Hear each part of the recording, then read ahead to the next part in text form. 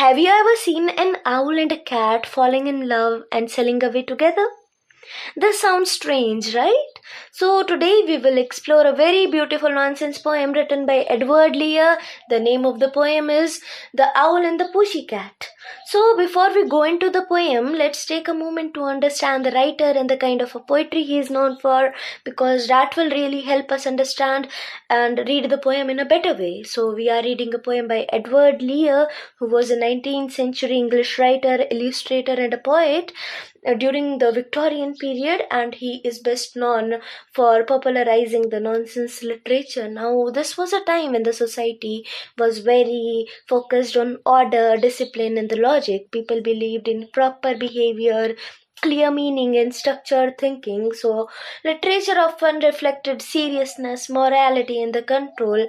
But Edward Lear does something very different. Instead of following those strict rules, he created a world that is playful, that is imaginative, and sometimes completely illogical. He is one of the most important writer of what we call the nonsense poetry. So now when we hear the word nonsense, we usually think it means something that has no meaning. But in literature, nonsense poetry is not just about the meaningless writing. It is actually means breaking the logical rules in a very creative way. So things may not make sense in realistic way, but they still create feeling, rhythm, humor, and the imagination. For example, in the poem we will see that how Edward Lear uses strange combination like an owl and a cat in love, or a runcible spoon, or a bonk tree. These things, they don't exist in real life, but while reading we will still enjoy them and will accept them. In a way, we can also say that Lear's poetry gently reacts against the seriousness of the Victorian society, when everything around him was about the rules and the correctness. Lear, he creates a space where rules doesn't matter. It is a space where imagination is free, where language is playful, and even the impossible feels natural. So when we read The Owl and the Pussycat, we should not try to force logical meaning on every line. Instead, we should enter this imaginative world and see how the poem creates joy, love, and the music through its language. And with that understanding, let's now move into the poem itself. Let's begin with the very first lines. The owl and the pussycat went to sea in a beautiful pea green boat. We are told that the owl and the pussycat go to the sea in a pea green boat. Now immediately we notice something unusual, an owl and a cat together. In real life, this is not normal, but in the poem, it is completely accepted. This tells us that we are entering a fantasy world where normal rules, they do not apply, and the phrase like pea green bot is also very important. It is very visual and colorful, but it is slightly strange. This is the part of a typical nonsense poetry. It creates an image that are vivid, but that are not realistic. So, they took some honey and plenty of money wrapped up in a 5 pound note.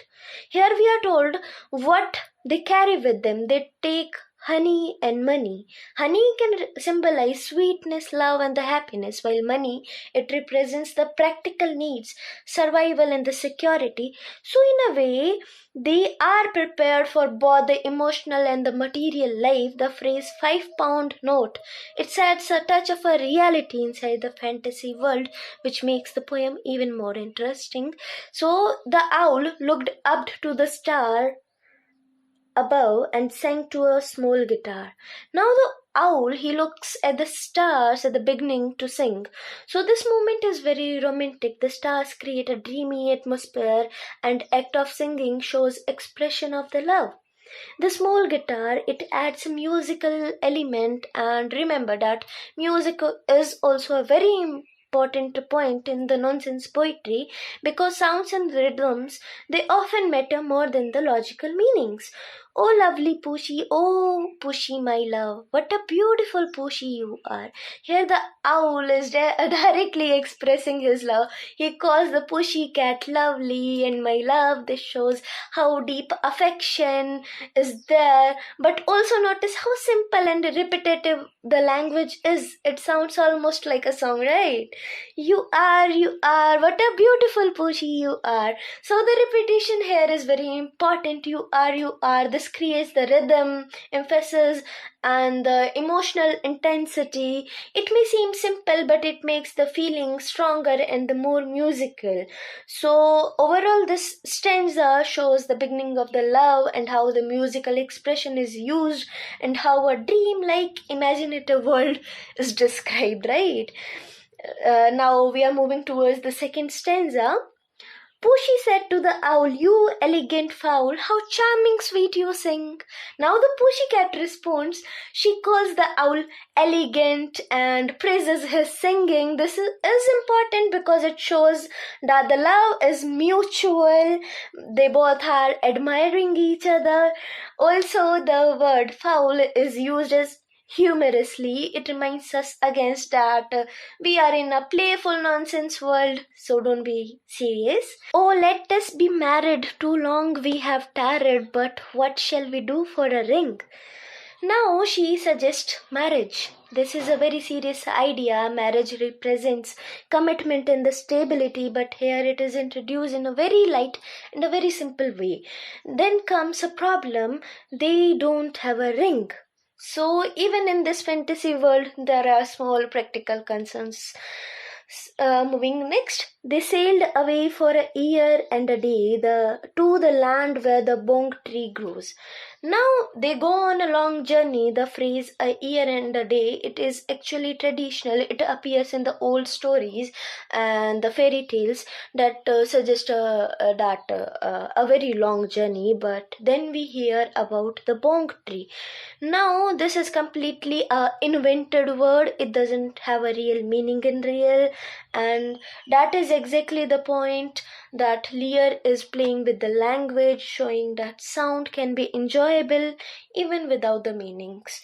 Moving next, and there in a wood a piggy-wig stood with the ring at the end of his nose.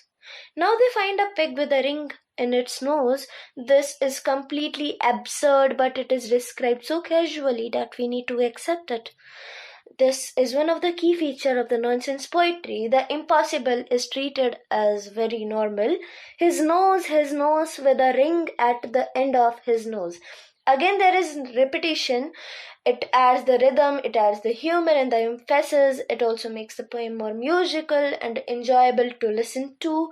So, in this we saw how there is a desire for the marriage and how there is a humorous journey and how the new words are invented. Moving on next to the third stanza. Dear pig, are you willing to sell for 1 shilling your ring? Said the piggy. I will. Now they talk to the pig and ask to buy the ring. The pig, he agrees immediately. So this moment is very interesting because something that is very symbolic. The ring, it is treated like a mere object for the sale. So love and commitment, they are shown in a very playful and almost in a comical way, right? So they took it away and were married the next day by the turkey who lives on the hill. Now they get married, but focus on who performs their marriage, a turkey. This is clearly absurd because normally a priest would perform a wedding, right? And in their case, the turkey was the priest. What will you do, guys, if a turkey would perform your wedding? I mean, isn't it funny to think about it? So here, Lear is playfully replacing very serious authority with something that is very ridiculous, right? They dined on mines and slices on quince, which they ate with a runcible spoon. After the wedding, they celebrate with the food. Mines and quince, they sound musical together. They create rhythm through the rhyme. Now the most important word here is runcible.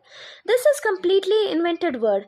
It doesn't have a fixed meaning, and that is the beauty of the nonsense poetry. Verse can create enjoyment through the sound, not just meanings. And hand in hand on the edge of the sand, they danced by the light of the moon. Here we saw the final image. They are walking hand in hand and dancing in the moonlight. This is a very peaceful and a romantic ending. The setting, the sand, and the moonlight, it creates a very soft and a dreamy atmosphere. The moon, they dance by the light of the moon. Again, there is the repetition of the moon. It slows down the rhythm and make the ending a kind of a more lyrical. It gives a sense of a calm happiness in the completion, right? So the poem, it ends with a beautiful scene that the love is fulfilled, there is joy and harmony, with a beautiful dream like closure, right? So when we look at this poem as a whole, we see that even though it is full of nonsense and absurdity, it still creates a meaningful emotional experience, right?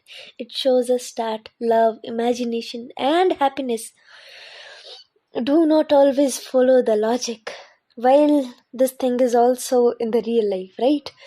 And that is the true beauty of the Edward Lear's poetry. As we are done with the poem, we should look at some important themes. So, the first and the most important theme is love beyond the boundaries. The owl and the pussycat, they are completely different creatures. In the real life, they don't belong together. But in this poem, their love is natural and it is accepted. So, Lear is showing us a world where love is not restricted by the rules or the categories or by the logic. Right? The second most important theme is the imagination over the reality. Every time in this poem, the boat, the bong tree, the runcible spoon, they belong to a world that does not exist. And yet while reading, we don't question it. We accept it. This tells us that imagination has its own kind of truth even if it is not realistic. And this is also the important point for the nonsense poetry. Another important idea is the freedom from the logic. The poem does not follow any strict logical rules, but it still feels meaningful. So Lear is suggesting that the meaning does not always comes from the logic. It comes from the rhythm, the sound, and the emotion in the poetry. And finally, there is a sense of a joy and a playfulness throughout the poem. There is nothing serious, there is nothing heavy. Even the big ideas like love and the marriage, they are treated very lightly. This creates a feeling of happiness and the freedom. And now, along with the themes and the meaning, it is also important to look at the literary devices that are used in this poem, right? So, first we notice the strong use of rhyme and rhythm. The poem has a very musical quality, almost like a song. Words like boat and note, money and honey, moon and spoon, they create a smooth flow. This musicality makes the poem enjoyable and easy to remember. Another important device is repetition. For example, phrases like you are, and the moon, they are repeated again and again. This repetition, it creates emphasis, it adds rhythm, and also makes the poem sounds more lyrical and almost like a song that is being sung, right? We also see alliteration where the same sound is repeated at the beginning of the words. For example, pea green boat. This creates a soft musical effect and makes the phrase more memorable.